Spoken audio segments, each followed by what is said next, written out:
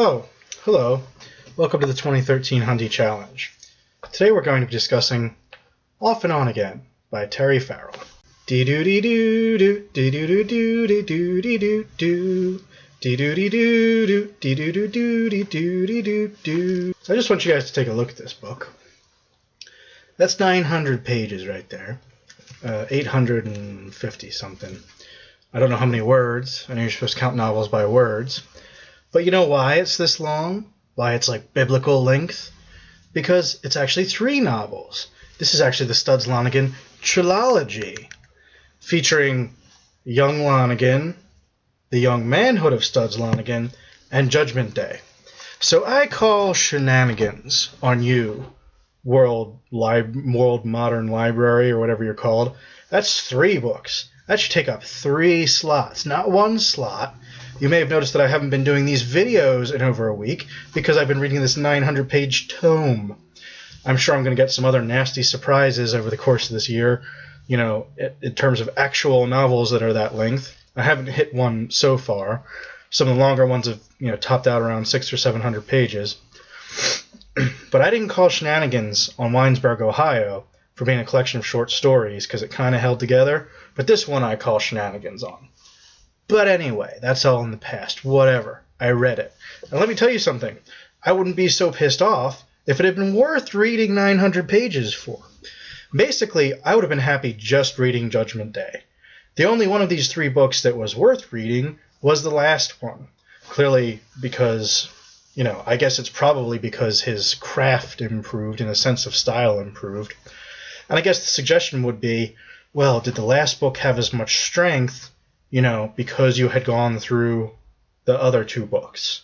And I don't know that you necessarily do have to go through the other 2 books to appreciate the last book. Basically, Studs Lonigan, William Lonigan is his name, and he's not even really a has-been. He's a never was. He never really did anything with his life. The only thing that he did in his whole first 20, 30 odd years of life was he beat up this kid on the playground, Weary Riley. So he beat up this kid this one time when he was like 10 or something. And for the whole rest of the book, that's what he's living off of. That's what he's feeding off of. He thinks he's this big tough guy. He thinks he's like a gangster. Like he's always thinking about how he's going to be like Al Capone. And every couple of pages he changes what his nickname is going to be. Everyone calls him Studs. Or, sometimes his family calls him Bill or William. But every few pages he decides he's going to be Lone Wolf Lonigan or Young Lonigan or Kid Lonigan or, he's always come up with these new nicknames for what he's going to be because he's going to be a boxer this week. He's going to be a gangster that week. And every time that he goes to see a movie or something, he changes his mind about what he's going to do with his life. He's going to be rich this week, and then, the next week he's going to be this great Lothario lover or whatever. But basically, all of that stems from the fact that he beat up this one kid this one time. And the whole rest of the book, every time he gets into a fight or something, he just gets his ass handed to him. His brother beats him up. Like, everybody that he tries to fight, because he's Studs Lonigan, the famous kid that beat up Weary Riley when he was like 8, everybody else that he tries to fight just beats the shit out of him. And then he's always like, oh, well, I was off my game. The old Studs Lonigan wouldn't have been like that. So I get it. He's not... I get it. But you didn't have to take 700 pages to tell me that he's more than just a has-been, he's a never was.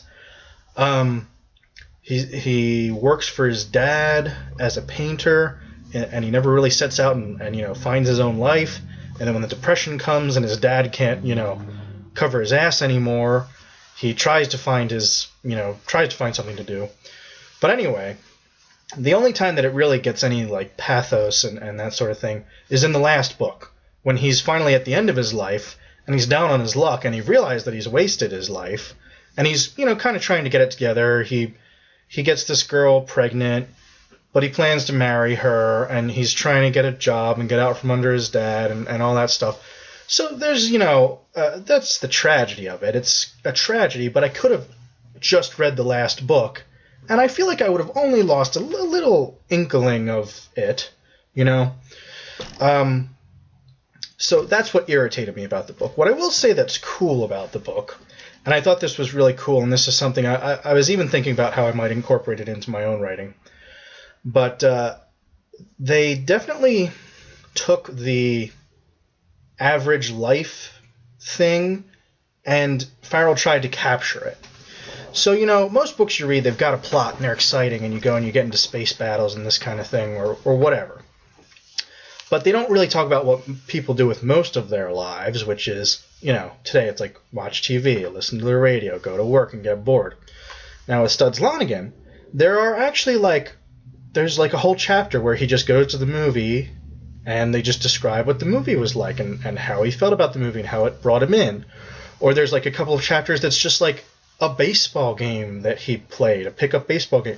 There's a couple of chapters that's just like a football game. That was one of those times when he thought that he was going to be, quarterback Lonigan or something. So it is interesting that it does actually capture what it's like to be an average schmo in the teens and 20s and 30s of the 20th century. Depending on when you're watching this video, if it's the 2030s yet, I'm talking about the last century. So that was interesting in terms of capturing it. But overall, Studs is just such a unpleasant character to spend 1,000 pages with. He doesn't ingratiate himself as a person because he's always just talking about how big and tough he is without ever really proving it. So it kind of his whole life is kind of in his mind. He's not really that tough. He beat up this kid this one time. He's not really that hardworking, even though he always says if it wasn't for that's the other thing. A lot of racism and that kind of stuff in here, but I'm starting to get that that's what's going to come up in all these novels. But aside from blaming the international Jewish cartel of bankers for the Depression, which everybody in the book does, more or less, and there's a bunch of other stuff I don't want to get into. But anyway, aside from always blaming somebody else for his problems, he's just not that ingratiating of a character. He doesn't have a whole lot of positive attributes, He's always thinking about cheating on it. When he finally gets a girl, he's constantly either cheating on her or thinking about cheating on her. And then he realizes this is the best I'm going to do. And anyway, it was all right. If I had to make a suggestion to you, and I will actually say this, just read Judgment Day. You'll pick up on the parts that you missed, and they weren't that great to read. So anyway, hopefully we'll get back into some kind of a regular routine with these videos when I start reading some shorter books. I may deliberately read a couple of short books now because this is the first time so far that I've been behind, based on my quick calculus of, how many books I have to read. I'm behind, by any measure right now. So I'll try and get caught back up, maybe read a couple of short books. Next time we will be talking about The Death of the Heart by Elizabeth Bowen. So thanks for tuning in.